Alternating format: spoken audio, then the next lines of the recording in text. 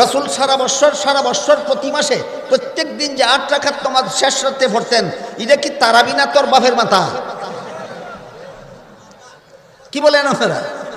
এটা কি তারাবি না এই মূর্খ পণ্ডিতের বাপের মাথা?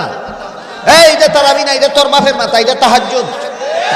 যেই সমাধান কোরআনে পাওয়া যায় এই ব্যাপারে দ্বিমত করার অধিকার নাই, যেই সমাধান হাদিসে পাওয়া যায় এই ব্যাপারে দ্বিমত করার অধিকার কার? আর যে ব্যাপারে মুস্তাহিদ ইমামগণের ইজমা হয়ে যায় এই ব্যাপারে কোনো আলেমের দ্বিমত করার অধিকার নেই।